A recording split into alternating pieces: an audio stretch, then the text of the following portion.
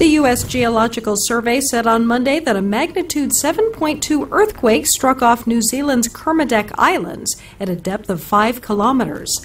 The Pacific Tsunami Warning Center said no destructive widespread tsunami threat existed based on historical earthquake and tsunami data.